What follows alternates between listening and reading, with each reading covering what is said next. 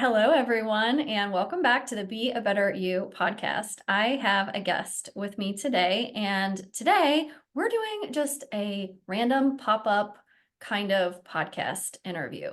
I have not prepared this in any way, but I'm really excited to see what comes up, and I know that it's going to land with whoever's listening at the right time, at the right place for the right people. So, without further delay, I would love for you to go ahead and introduce yourself to everybody in the audience, and then we'll just get started and see what comes up. Sounds good. I'm Gigi. I am owner and creator of Spirwitchal Gangsta.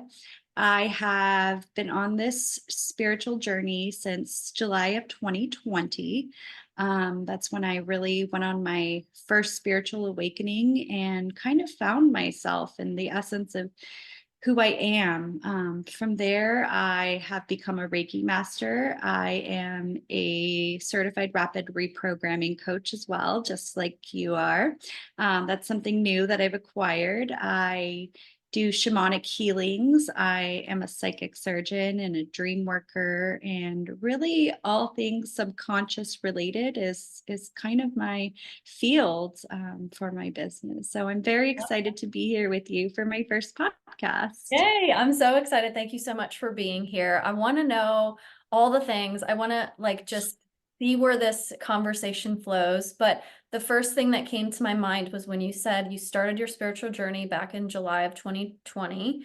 What kicked that off? What was the start of that? That I think would be a good place to start. Yeah, so for me, I am a surgical nurse. That's what I've done for the last 8 years now. I was in the midst of a pandemic. I was working at a major level 1 trauma center. I was also at that point a travel nurse, very new. I had started in 2019 and was really just learning to vibe and the setting of being a travel nurse. When you're a travel nurse, you kind of just go into a hospital, you get a couple days of training, and you're just expected to be a fully functioning part of their staff. And I had started this in 2019, right before the pandemic hit, really getting settled, getting my feet wet, going to different facilities, and then boom, the pandemic hit. So not only was I a local traveler at the time I was living in Arizona, I also still had a per diem job at the primary hospital that I had worked at for the last few years prior to that. So we're now dealing with the pandemic. We have no idea at that point what we're up against. I had seen, not just in this time period, but working in a trauma facility, so much death, very traumatic death, people in car accidents, shootings, just victims of really terrible trauma. And when COVID hit, while car accidents went down, people were on the road less, people were seeking care less frequently, in spite of the fact that they may have needed it more, just because of the fears surrounding it. Things like violent crimes went up, abuse went up in the household, because everyone all of a sudden is stuck in the constraints of these four walls that they're living in with the people that they most likely didn't know to the full extent. And after watching so many tragedies and having to put people in body bags, essentially, is what we really were doing for a very long period of time. I just was so burnt out. I didn't get into nursing to watch people die. I got into nursing to make a difference and to help people live. And I felt like the way we were being told to do our jobs, the resources that we have or really didn't have to complete the tasks at hand were just taken from us. And so that really sparked an introspective journey for me, in which I decided to take a sabbatical from work. I took about 2 months off. I went on a retreat in Sedona where I got exposure to these amazing practitioners that truly changed my life. I met my shaman that I still work with today. I met the first person to really get me to explore my ancestors, my spirit guides, my resources that I use today.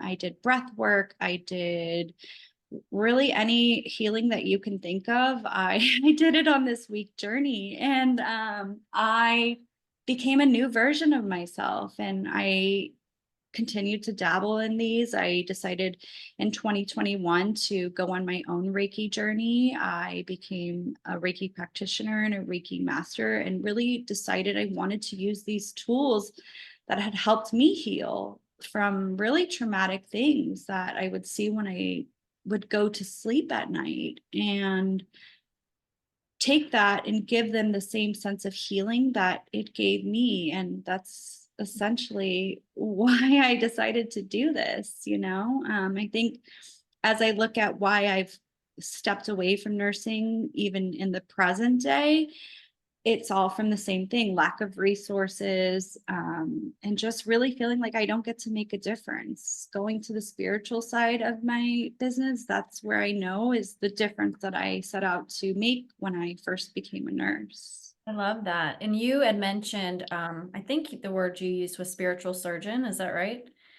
Psychic surgeon, Psychic yes. surgeon. Psychic surgeon. Yes. Tell me about that. Tell me, or tell the audience what that is. So psychic surgery is really cool. It's basically a form of a Reiki energy in which you channel the divine life force energy, just like you would in Reiki, but you use it with a specific intention. Everything starts as energy. Your energy, I'm energy, money is energy. Everything we come to contact is an energetic being, and it's innately neutral. We give it a charge, either it's positive or it's negative. So when we look at how disease forms, energy is either in alignment or out of alignment. And when things start to become energetically out of alignment, that's when it leads to dis-ease, which eventually leads to disease. Mhm. And so the principle with psychic surgery as a whole is to go in, find the root cause of the energetic imbalance, restore the energetic flow of energy, and then ultimately impacting the physical aspect of what it is that's formed in your body. So, for example, it can be a tumor, it could be weight loss. People don't think about our physical weight as being a spiritual weight. But I can tell you firsthand that in some of the work that I've done personally, there's been days I've done deep dives into this myself. I do Reiki on myself, same with psychic surgery. And I've gone to work the next day. And while the scale or the number on the scale doesn't indicate I've lost weight, I've lost energetic weight. Therefore, people come up to me, wow, you look great. What have you done? Whatever you're doing, keep doing, and it's not a physical thing that I've changed about myself. I didn't all of a sudden go to the gym, and fast all day or do anything differently, but it was an energetic cleanse. And when you remove and heal the energy in your body that is at that stage of dis-ease, you give yourself the physical healing as well. So you having the background as a surgical nurse, one of the things that I like to do is I've pretty much seen almost all procedures at this point. Is when I'm working with my clients, I visualize what I'm doing as if it's an actual surgical procedure. You make an incision, you open it up, you get to the root of the problem, you send it energy, just like you would for Reiki, and you pull out whatever needs to come back into harmony in the person's body, and then close up the wound just like you would in a surgery, and give it a little dressing, so to speak. And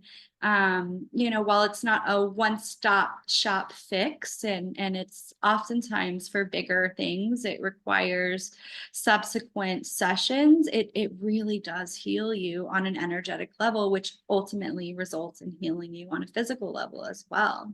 Yeah, and I love that. And I think about, and we've talked about this before, about how we are, and I think you were the one that said this term about a meat suit. I Yeah. so we're literally, because we are these spiritual, energetic, however you want to, whatever you want to call it, right? But the life force that's inside of us is housed inside this vessel, right? So yes, we can't neglect that part of us, right? Yeah, we can, eat good foods and exercise and drink the waters and eliminate toxins and like all that stuff is part of what our physical body needs. But are we doing the things that our energetic body needs? A Right? 100%. 100%. And I think, a meat suit is just like a general term I like to use because we're at the end of it, again, back to energy. We are all energy. We're a soul in a human body having a human experience. But Yeah. what we're really experiencing is shifts in energy everywhere we go.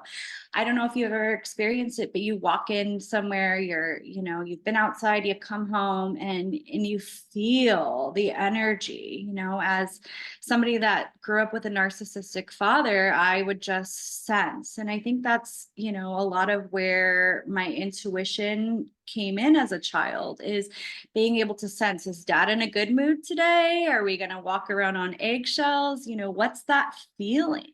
Because you can feel the energy is palpable, and when you get that sense of tightness or your body takes over and it feels like it's shutting down, you associate that with negative energy. Again, energy isn't negative or positive, it's neutral, but we give it a negative or positive connotation. So, being in our meat suit, we have to adapt to what's going on around us when Yeah. ultimately we can control what goes on within us because we're all mirrors. So, you come to a interaction with, for example, my father, right? And he's having a bad day. So he reflects that on me, and I pick up on that. And then all my insecurities and my fears and everything inside of me that is being projected back onto me comes to the surface. And you really feel that, energy again is palpable. So, how we go about with whether we interact is what shifts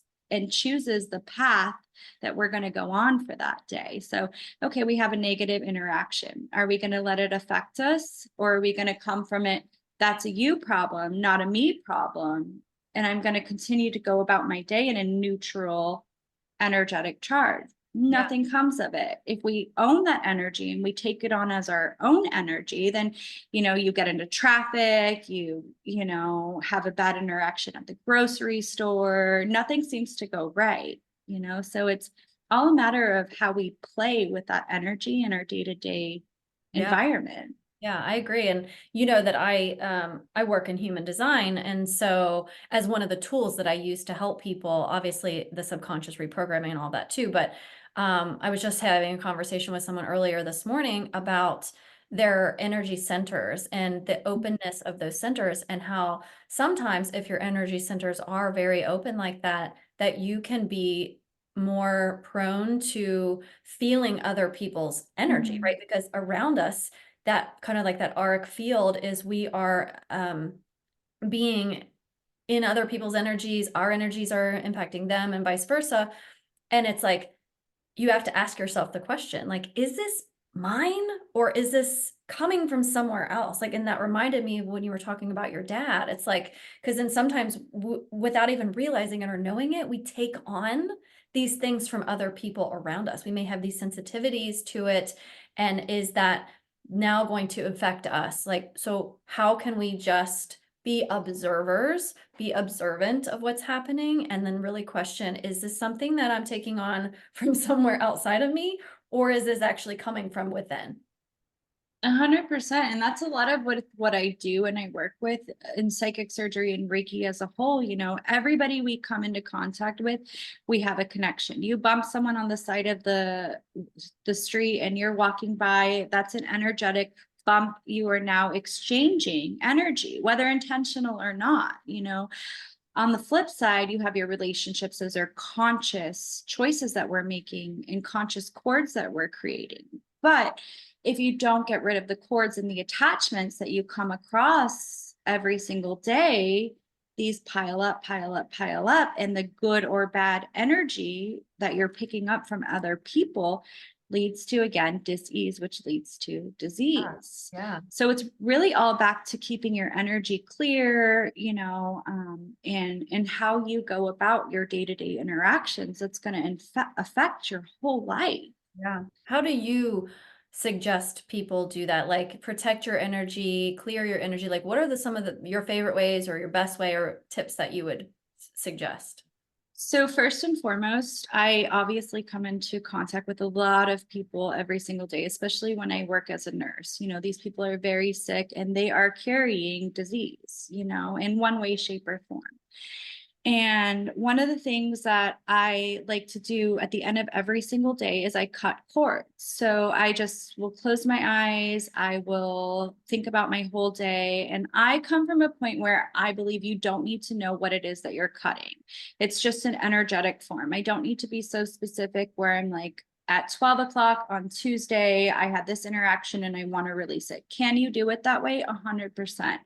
But at the end of every day, I just like to think this is my day in front of me. And I just imagine you can either take scissors and straight cut the cords. Imagine just all these ropes of everybody that you've interacted with and just cut, cut, cut, cut, cut, or a big sword. A sword is my favorite. A sword, I'm an air sign.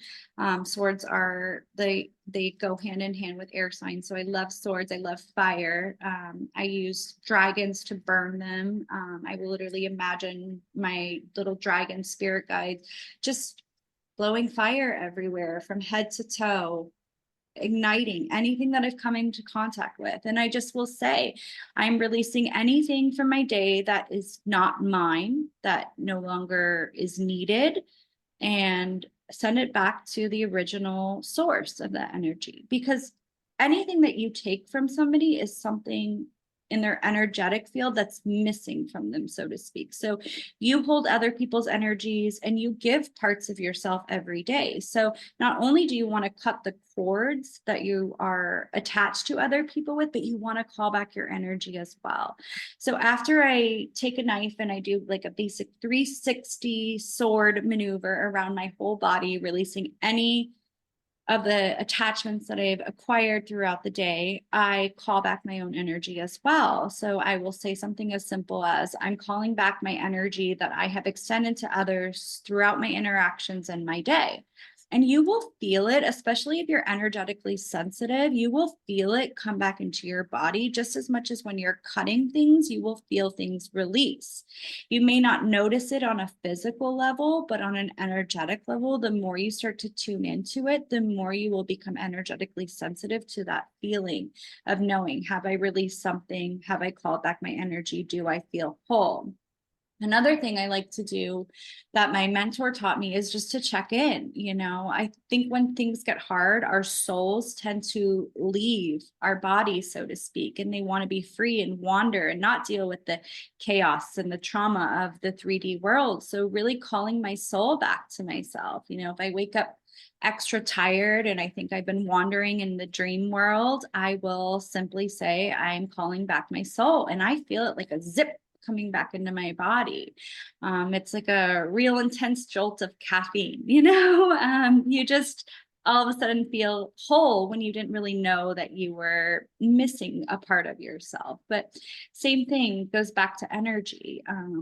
So I would say those are two of my favorite things. When I go out and I interact with people, I do it in a couple different ways. I have like an imaginary cloak, I like to call it, and I just put my arms in it, so to speak, and just like put it on, and it's like my protective shield. You can shield yourself in a variety of different ways. Sometimes I'll imagine roses, like stemmed roses all around my body, as roses are a high vibration.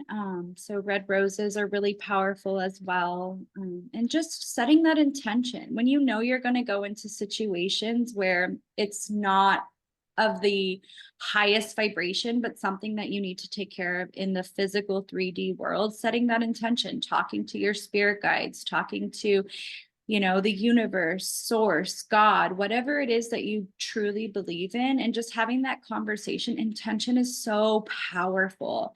And when we just set the intention and say, keep me safe, keep me protected, protect my energy, you will go about in your way, in your day, noticing that things tend to flow a lot better than when you're not intentional. How do I want to say it? intentional intentional about the choices you're making. Yeah. Yeah, I love that. And, I think about and you know about this too, because we both work with the brain and brain science to reprogram your subconscious mind. So even intention is about what your reticular activating system is paying attention to, right? So that part of your brain at the base of your at your brainstem that filters everything out, right? So if you go into your day like, I'm going to intentionally protect my energy today, you're filtering out other things that are not going to be about that. It's going to help you zone in on the things that are feeling good to you and the things that are actually lifting you or helping you feel secure and keeping those things out, right? So it's not just about like even just like forcing yourself to think about it in a certain way, but making the intention and actually using a part of your brain that will help you achieve it. It's literally Yeah. part of your human makeup, right? So what I love about it is it's like you're taking the energetic part of yourself and combining it with the human part of yourself and working together with it, right? It's not just one or the other, right? Just like we're not just working on physical exercise and eating healthy, but we're working on surgically removing the things out of our spiritual bodies and out of our energetic bodies that actually need to be extracted and removed so that that can flow easily too, right? 100%, because it's like a little triangle or a triad. I like to think of it. It's your mind, your body, and your soul. Like you just said, they're not separate. Together, they create the whole entity of everything that you are. So we can focus on the physicality of health. I've got to eat right. I've got to get enough sleep. I've got to drink enough water. That's great for the physical body. But what about our mind?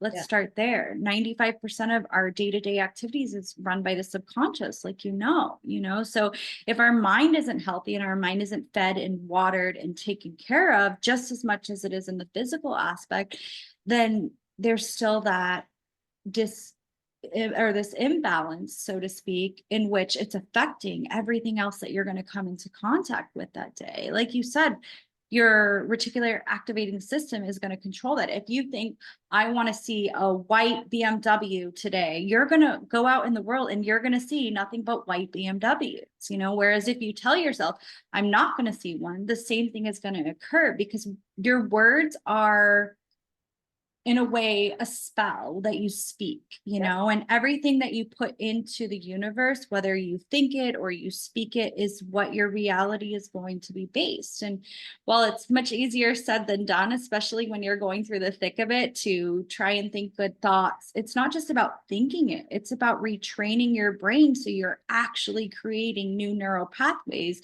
So it's not something you think about and it just becomes automatic. When we get up in the morning, we don't have to think how we're getting dressed. We just do.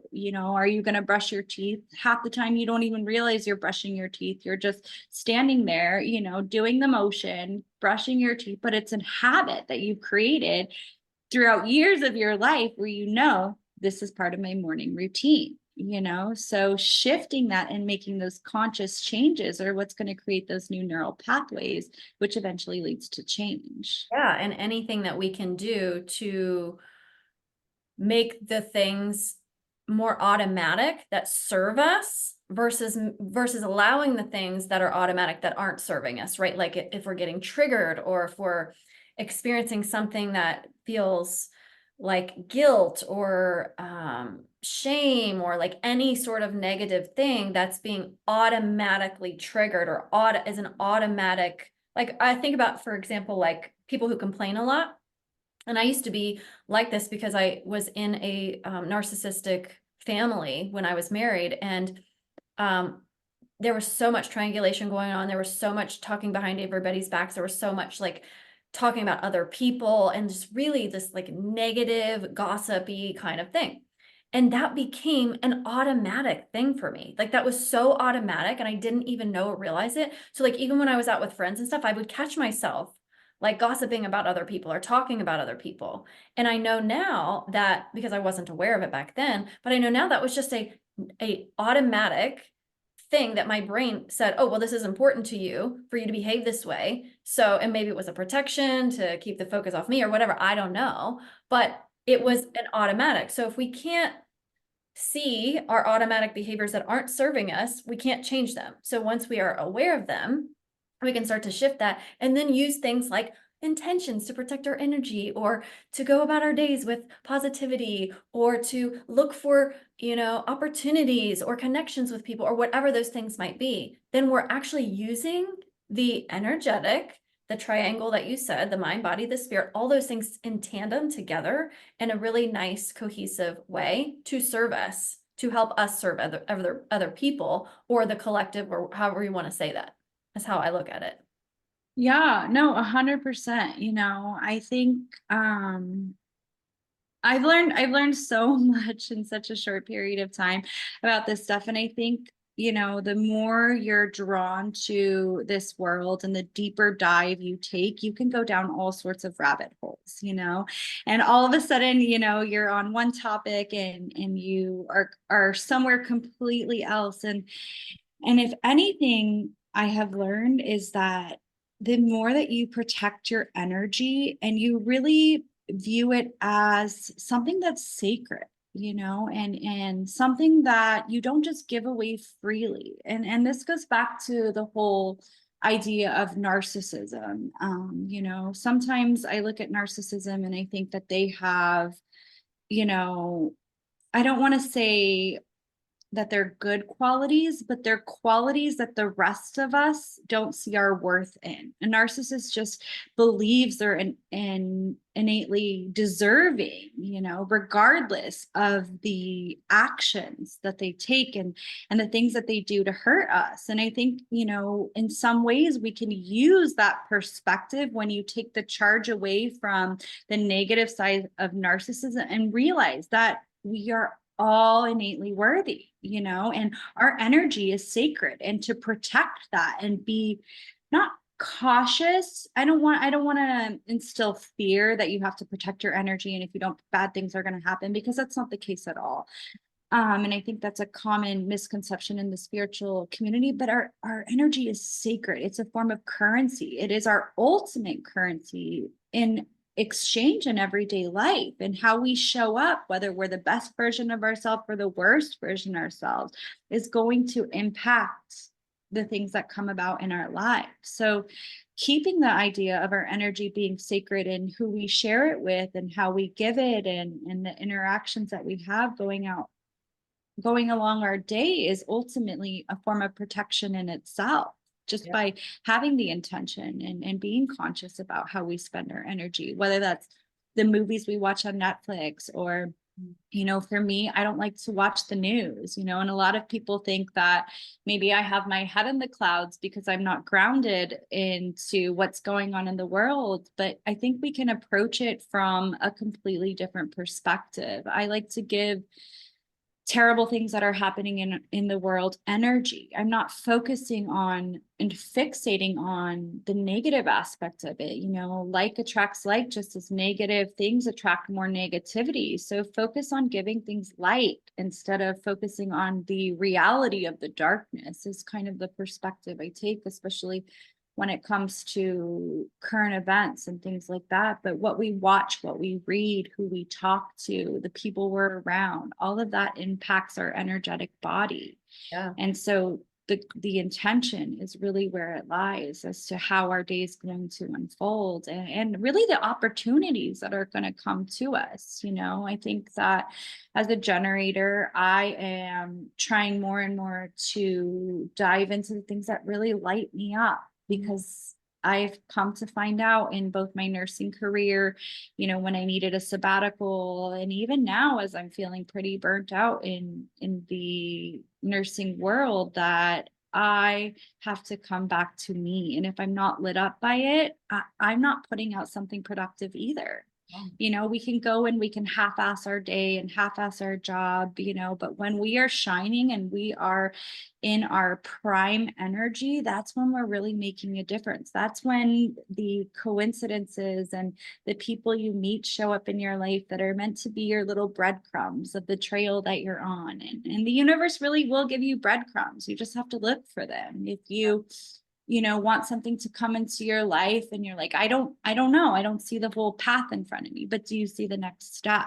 Right. What is the next step that you need to take? You don't need to see the whole path. Right. You just need to see the next step. If you take the next step, the universe will provide that next breadcrumb and show you the way. And instead of seeing the overall picture, just like when you look at retraining your subconscious mind, you can't retrain the whole thing overnight. You have to take pieces of it and work at it. But as one piece is healed and revealed, the next piece comes to the surface, just like the next breadcrumb will come about in your day-to-day interactions. You'll overhear a conversation that isn't even meant for you, but it's meant for you, or you'll come into a new relationship with somebody that you bumped into at Starbucks, and you started a casual conversation in which that sparks something that creates now a new energetic cord, and this cord leads to opportunity, and they have just the thing that you were looking for this morning. So I think it's about being open to following your own energy and where it's going to take you. I agree. And I was thinking about when you were talking about that earlier about like protecting your energy, how, I feel like we are conditioned so much in society to think logically, use our brains, be rational, like all that stuff, right? Because that is part of the human experience, right? However, that's not what our energetic body does. It feels into intuition and sensing and like that. It doesn't know logic. It doesn't operate that way. Our body, our physical brain does, but like why so much do we rely on our brain to decide, is this good, is this bad, right? Versus just feeling into it. Because I can tell you, there are times, well, I'm a generator too, like you, but I have a couple of people in my life who are projectors. And for those of you who don't understand or don't know human design, you can go out to my website and you can run your chart and understand your human design. But a projector is supposed to wait for the invitation. So they're supposed to be giving their guidance and giving their wisdom, but they're supposed to be waiting for other people to ask for it. They're not just supposed to be going out and telling it. So I've got a few people in my life who don't live in their aligned versions of a projector, and they're constantly doing that. And what happens to me is my energy just feels like it's being sucked out of my body. Like I'm like, at the end of the day, I'm like, I have got to go in my room and shut the door and recharge because I feel like somebody has literally drained everything out of my entire body. So it's not just, about logically, where can I spend my energy? What am I taking it? Like, it's also just feeling it, like feeling into yourself and knowing, like, is this serving me? Is this good for me? And not logically thinking about it, but actually, I think it's so important to feel it and like trust your instincts and trust your intuition about all the things that are impacting you day to day versus just, does this make sense? Is this logical? Is this rational? That sort of thing. And a lot of people are very logical, rational people. I have a lot of people like that in my life. I'm not saying you need to like not do that or not use that part of your body because you are supposed to, but don't neglect the other part because that is such a huge piece that I think so many people neglect that can be a very like a guidepost for them, or like, I don't know, like a compass to help direct your life. And it's important not to neglect that piece of who you are because it is definitely a piece of who you are. 100%. One of the things that while you were talking that really stood out to me was in looking at the concept of divine masculine and feminine. Again, we have both components. The world is run by the masculine energy, the do, the logic, not the feminine side that we all have within as well, that creativity, the intuition, the rest. Rest is so important. And it's so important not only for your energy, but your everything you're trying to create for yourself. If you don't rest, you don't allow room to create either and to be in that feminine aspect of yourself. Both are important. Not one is more important than the other, but the world is run by men. The man logic, the generator idea of work, work, work, work, work. And as a generator, we can work, work, work, work, work when we're lit up by it. Yes. But when we're not, forget about it. It's It's horrible. an energy depleter, like you were just talking about. And one of the things that you can use really is just calling back your energy.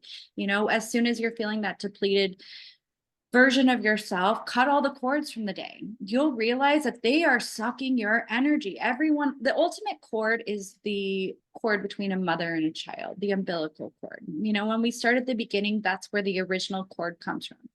That is your life force, so to speak, as you're growing, right? We cut the umbilical cord when we're born, and then we go about life, and all these other cords that are connected to us from our energetic interactions suck energy out of us. So by releasing those cords, we're now getting back to our full source of battery, just like in a generator situation, we're at max capacity, and calling back our energy, you know, there it goes even higher. So we're a full and complete energetic being because we no longer have anything attached to us that's leaching our energy. And we're full and complete having our energy that was essentially leaching from other people just the same, you know. And I don't use the word leech in like a negative connotation. It's just taking from us that's rightfully ours. That energy is ours, and we're meant to be whole. We're not meant to spread it out all over the place. What about, what do you think about like, because sometimes on the flip side, I feel like you can be around people who really like don't drain your energy, that really give you energy, that light you up, that you're feeling like super either motivated or excited or inspired. Like, and those are the kinds of people, obviously, that we gravitate towards and we want to be around, right? So I don't know. Do you have any thoughts on that? Just I'm just thinking of the opposite because I know Yeah, I like to be around more because I don't feel drained and I feel really lit up by. 100%. I think that's a great question. And we look at it as what's your energetic frequency? You Mhm. know, we're drawn to things that are either going to be at our frequency matching us or higher that's pulling us. Because at the end of the day, if someone's energy is higher and somebody's is lower, you're going to have to meet somewhere in the middle. So someone's either coming down to meet, or so you're going to bring somebody up to meet you in order to have that energetic exchange. You know, there's no way around it. You have to find a common ground, and when you're on the same frequency or somebody is vibing at a frequency higher, or you look at it from a point of, you know, I would like to achieve what this person has, or putting yourself in people's energy that of similar goals that you're working towards, you're going to notice that things will fall in your lap or come your way because you're vibing in that same frequency now instead of at a lower frequency. So at the basis, everything is not only energy, it's also a frequency. You know, you can look at things like dolphins and whales and how they emit frequency to just even communicate. It's no different in the concept of human beings. We're emitting a frequency, they're emitting a frequency, and where are we meeting in the middle? You know, that frequency is driving us to be like, I like that frequency. I like my own energy in that frequency. How do I get more of that frequency? How do I get more of that energy? How do I get more of what they have, so to speak, their auric field? You know, and we're naturally going to be drawn to things that either have that frequency or are higher. I almost wonder too, because I'm thinking about times when maybe, and maybe sometimes it can be like a mirror, as you were talking about before, like if somebody, if let's say I was vibing really low and I was like in a really crank mood or like really just feeling really icky, and then somebody comes along and they've got this like really high energy and I'm like super annoyed by them, like get out of like you're like almost like to show me, you know, like to show me how I could look at myself differently, right? Because I've had that experience before where I felt like in a really like low vibe a long time ago. Like I don't really feel like it resonates as much anymore, but where other people would come in with such a high energy and it almost like irritated me and it almost like made me uncomfortable to be around it, even though I would have rather been in that high vibe. I'd have rather not been feeling the low vibe, but it almost felt like a discomfort even to be around people who had a higher frequency. And I wonder what that's about. I don't know. So when we look at the law of mirrors, we are both the good things that we see in other people and the, so to speak, bad things that we see in other people. Like I've told you before, I used to always say that I get my worst qualities from my father and my best qualities from my mother, you know? And that's not true. We're our own unique identity. We're our own unique soul. We have our own soul code that we came into this world as to how we're going to live in an everyday physical 3D world, you know? And when we are and when we admire a certain quality in someone, it's because we too have that quality within ourselves. And when we look at someone and we're like, oh, I don't like that, I don't want anything to do with that, it's because it's also triggering something in us. And maybe not the same thing, you know, like you can look at a murderer and be like, oh my God, I would never, you know what I mean? But if you break it down to what the root of the problem is, with somebody who goes out and murders somebody else. You look at anger, you look at fear, you look at abandonment. So it's those root causes, those root energies, those root beliefs and feelings within our side that we're looking at somebody else and judging Mhm. just the same. You know, like, are you going to go out and murder someone? No, of course not. You know, like we have this moral compass that we stick to, but the root cause of what stemmed from, usually it's something in childhood or something very traumatic that's happened along the way that has caused this person to change their energetic essence of what they came into this world with, is the root of everything. So we're a mirror, both the good and the bad, you know. And back to the good, you know, when you look at someone and you're like, oh my God, I think the world of them, they are a great public speaker, they're great in their business, or whatever it is that you too have that within yourself. And sometimes it's harder to recognize the good that you see in others and yourself, but it just as you can see the bad, you'll see the good as well. You know, you are not one or the other, and energy is, again, not good or Right. bad, it's neutral. What do we put behind it that decides whether or not we've given it the charge of positive or negative? Yeah. And I think most importantly, probably, at least for me, is, and something that I have learned is just to be aware. And I think that's the first thing, because if you are just going about your day and you don't question your behaviors, you don't question your emotions, you don't question why you think things that you think, you're essentially a zombie. Like, you're just a zombie. And Mhm. I don't want to be a zombie. I want to know, I want to understand myself, and I want to be better. I want to um, evolve and change and not stay stagnant and not be stuck where I'm at. So for me, it's always about, and I notice this too a lot, like in my relationship with my boyfriend. I notice at times, like, things that he will say that triggers me, or things that he will do that annoys me or whatever. And I'm like, okay, what is this? What is this about? What is this trying to teach me? Because I do the same thing, and I'll do something and then he gets upset or triggered by it. And it's like, hold on, what is going on in this dynamic that we each need to see and be a part of? Because if you're not aware of it, what happens is you just get into this kind of rut. You just get into this like kind of sticky stagnation, and like nothing's flowing easily, and the communication breaks down, and like everything can just be so much more fluid and easy if you're paying attention to these things and you're actually like listening to your inner nudges, listening to the whispers. And like, I think, and you may have the same thought, but like when I meditate, and like, because you were saying before, like you need to be like resting, and I think when I hear resting, I think immediately of all the times that I'm able to get clarity, get creativity, get like downloads and like inspirations and stuff, just by resting, just by giving myself that quiet or that peace or whatever. Like, I don't know, I'm just like kind of like all over the place right now, but I just ultimately think that being with yourself, give yourself some silence, give yourself some quiet, and be aware of what are your habits? What are your behaviors? Why does this make up who you are? Did you learn this from somebody? Like, had you said, I get my worst qualities from my dad. Is that true? Actually, no, it's actually not true. Right? Like, starting to question the things that we constantly repeat to ourselves and tell ourselves every day has got to be the starting point. 100%. I think awareness in anything in this realm is the first step to anything. We can't change something if we're not aware of it. plain and simple, but once we have that awareness, it sparks that curiosity that is like, all right, maybe there's something more. Maybe there's something that I can do differently that will get me a different result. Because that's literally the definition of insanity, is doing the same thing over and over again, expecting a different result.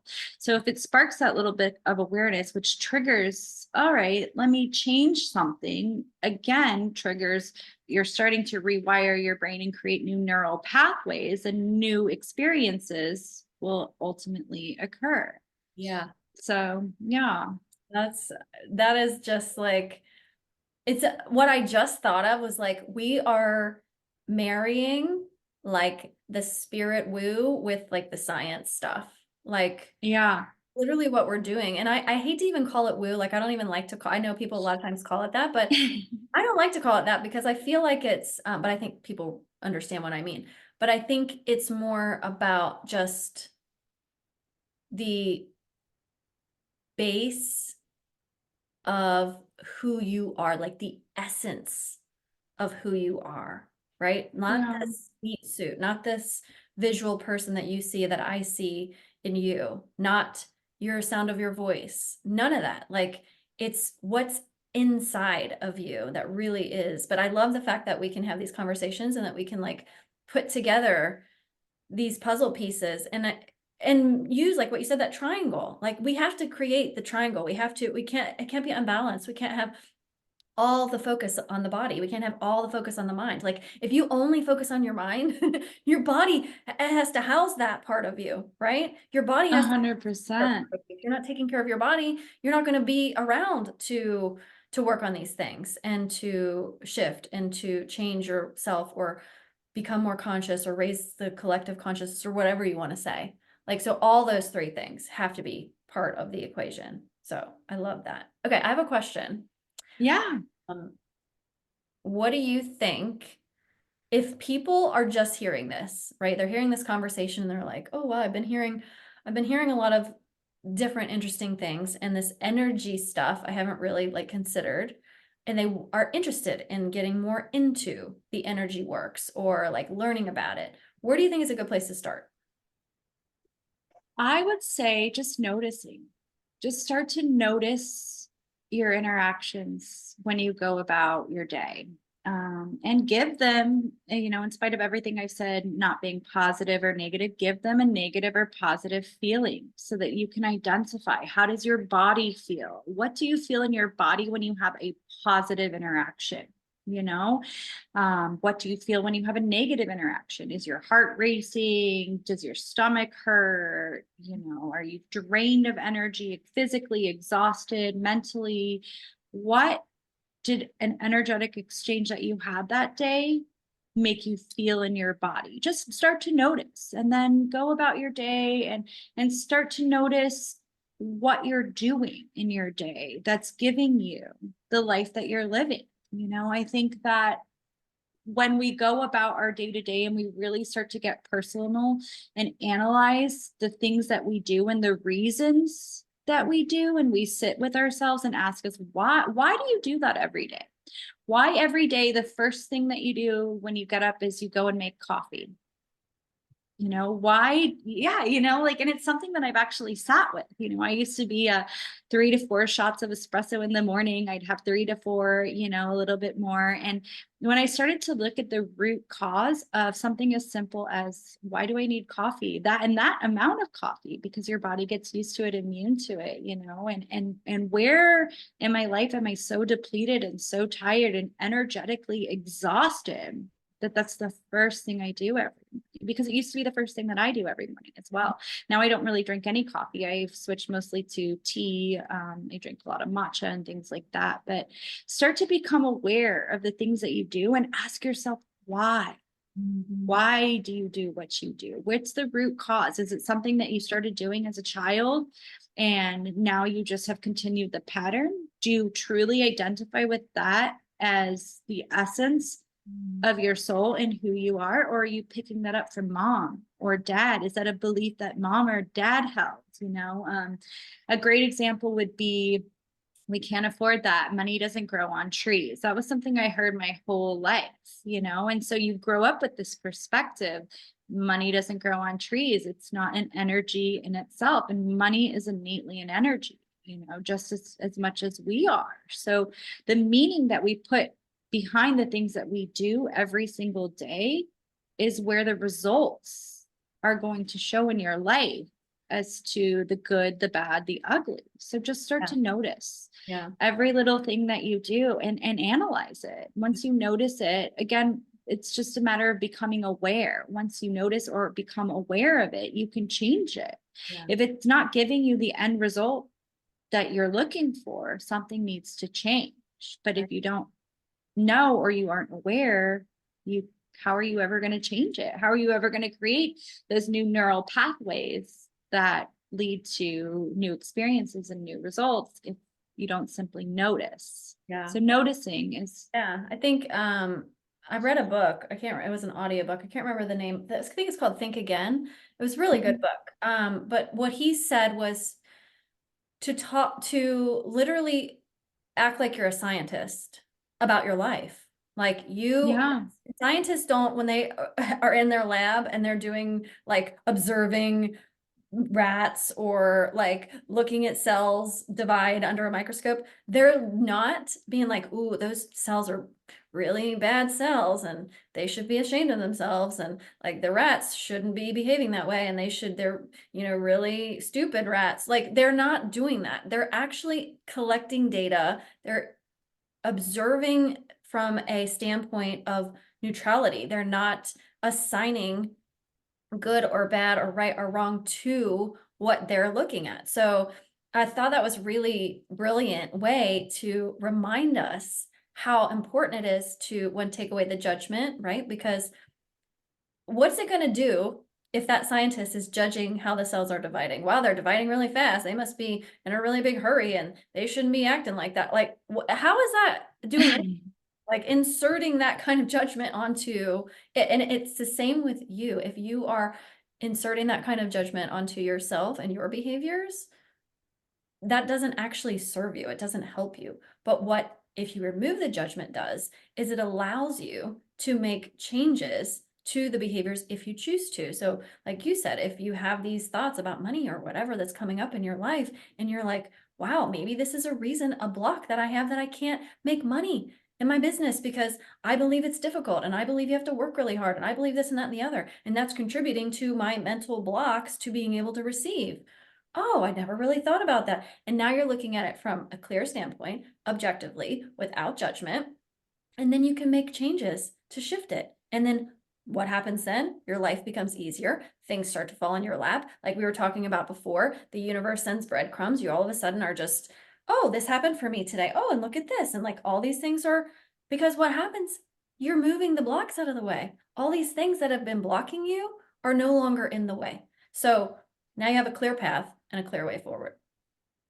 100%. Yeah. So, It's just putting those little changes into everything that you do and being conscious of those little changes. I think intention, like we talked about, is so important. Awareness, noticing, just the little things that you shift will make the biggest differences in your day-to-day life.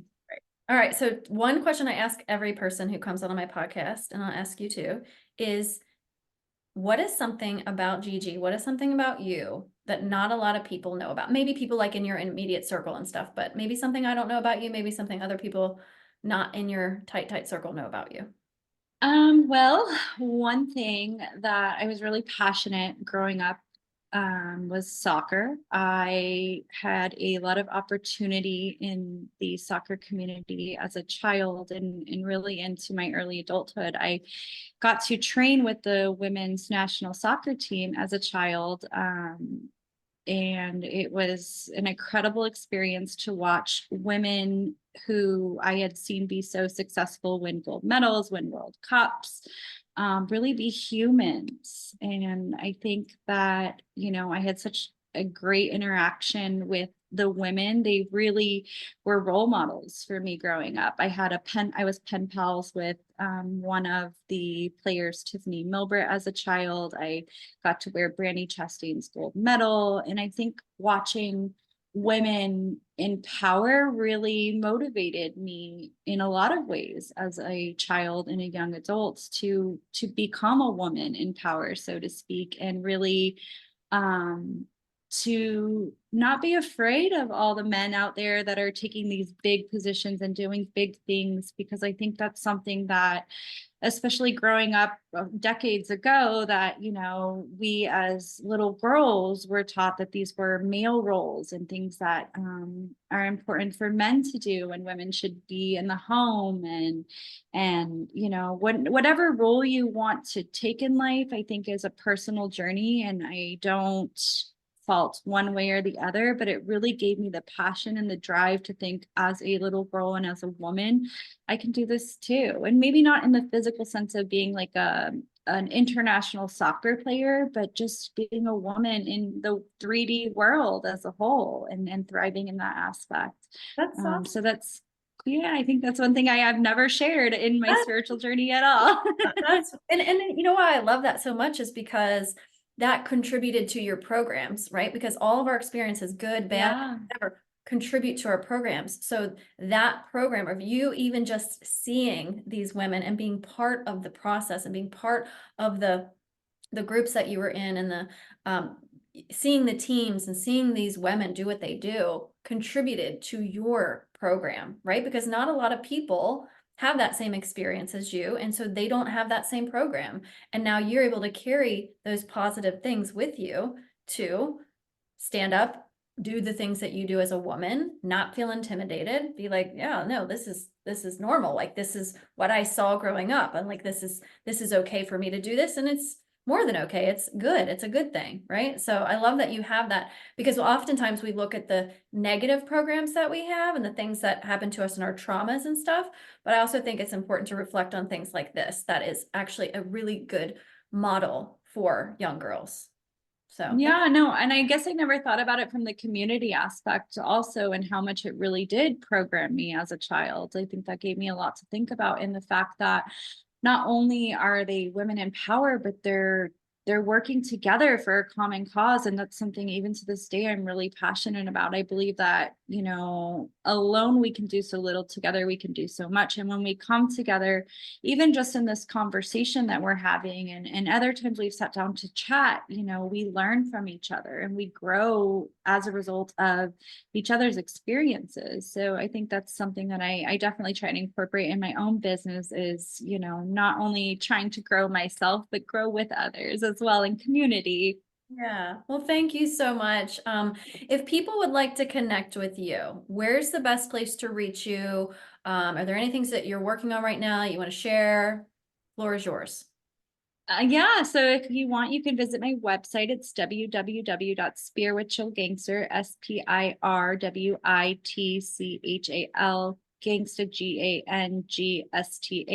I'm gonna put that in the my show notes because I will. okay, go ahead. I love a good pun. So that's, there's so Like, much to why I have the name. But yes, or my Instagram handle is Spiritual Gangster. I'll give those to you both okay, as well for the show okay. notes. But yes, I have so many exciting things coming. I'm working on a dream work alchemy program right now, to really tie in the subconscious aspect of how it affects our dreams, and how to take what we dream at night, and when our subconscious is most susceptible to really listening to what it is that we have to say while we're asleep, and incorporating that into the physical world. So that's something I'm really excited to be bringing to the 3D, and we'll be launching here shortly. Awesome. Well, thank you so much for being here, for sharing all your wisdom and all your insights, and just having this like fun pop-up conversation. I had no idea what we were going to talk about today. I just knew there was like going to be a direction that it was going to go, and it was going to go wherever it meant to go. And I trust that it's going to land on the ears that need to hear it. So thank you so much for being here. Thank you for having me. I've enjoyed this conversation, as I do all of them. Alrighty. Thank you. Bye.